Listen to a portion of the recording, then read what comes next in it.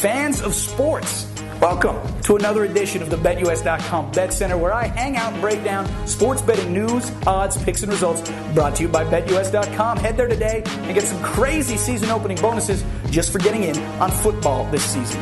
I, of course, am Damon D, part-time sports analyst and full-time jackass, here each and every week firing off my sports betting mind grenades in your general direction. Now this week, we'll take a look at some of the happenings in the world of sports betting over the last week. We'll check out the new BetUS wagering consensus meter. We'll get to some Week 3 NFL odds and picks and find out what Gary Payton really feels about the Dallas Cowboys. Cowboys suck! Of course, if you're a borderline obsessed creepy super fan of me, you'll want to follow my Twitter feed.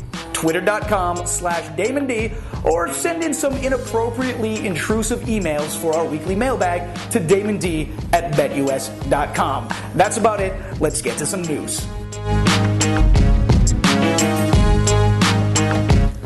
Now, upsets out the ass in Week 2 of the NFL season. But don't believe the hype, people. There's always a guy that's got sports betting all figured out, like just bet on home underdogs and you'll win every time. Yeah, it's that easy. Pump the brakes, guys. The sports betting gods will own your soul with that type of hogwash. Now, a bunch of massive road dogs did cover this week, with the Bears heading into Dallas and laying a whooping on Tony Romo and the Cowboys as 7-point road dogs, and the Roethlisberger-less Steelers getting it done in Tennessee as 6.5-point road dogs. Even the freaking Dolphins, who are supposed to be league bottom feeders, are now on top of the pile in the AFC East, covering against Brett Favre and the Minnesota Vikings. Holy crap, I love football.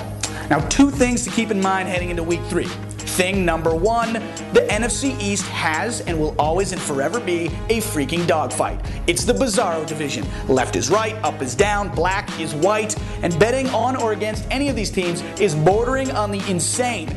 If the only consistent thing is inconsistency, then park your wallet, amigos. Thing two, the Patriots are who we thought they were.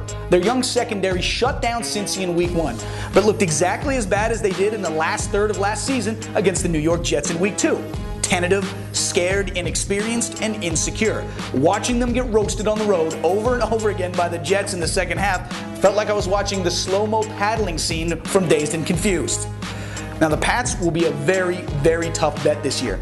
And how their offense dried up in the second half, Pats fans and bettors alike need to be concerned about where they're going to find value on New England this year. That's it for news. Now, to the sports betting couch.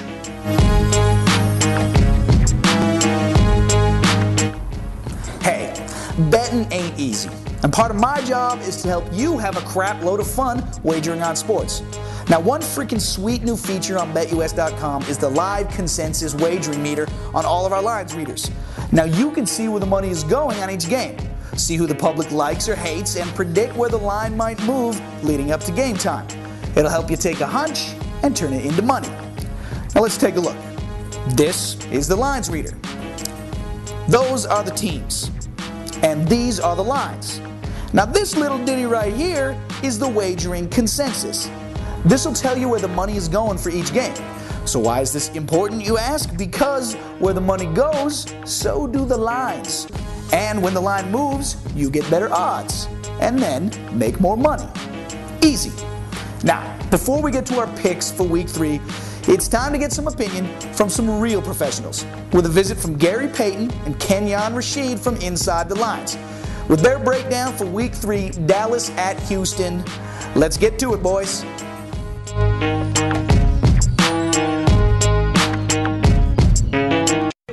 Hey, thanks, Damon D.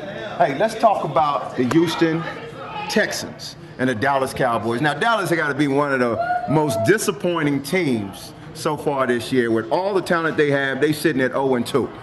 Texans, 1-1, make 2-0. We really don't know the end of this game right now. They lining up for this field goal. If they win this game, then what are you going to say about Texans this? all the way. Dallas ain't that good, man. I don't like that. They just won the game. Texas is 2-0. We got 2-0 versus 0-2.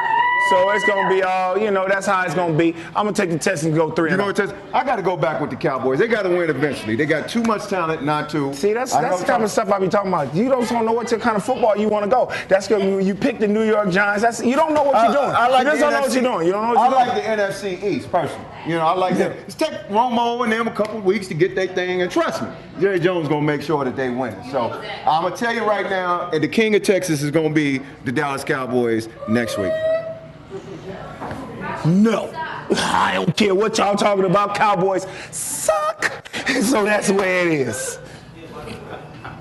We out. Did you say something? They suck. Oh. We out. Dallas.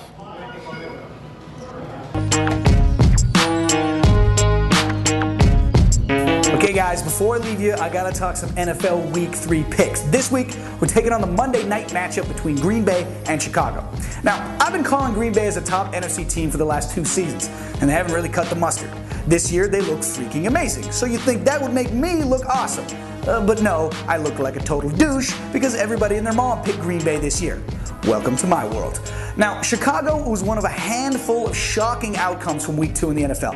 After a controversial Week 1 fake win versus Detroit, when Megatron's game-winning TD was disallowed because of an overcomplexified rule that makes about as much sense as Antonio Cromartie guest speaking at a teen abstinence retreat, the Bears head into Week 3 coming off a win and a cover as 7-point road underdogs in Week 2. Amazing. And now they sit as 3-point home dogs versus Green Bay.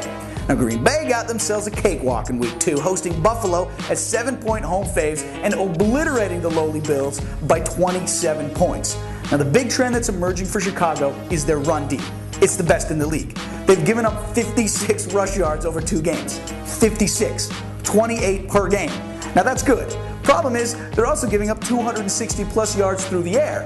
That is not good, especially when facing Aaron Rodgers and the Green Bay Packers. Pack, go on the road this week, cover 3 in Chi-Town, and the Green Bay secondary eats Jay Cutler alive. That's it for me, guys. Follow me, twitter.com/DamonD. And don't forget to head to BetUS to get in on the NFL this year. Thanks for checking me out. Dead or alive, you're coming with me.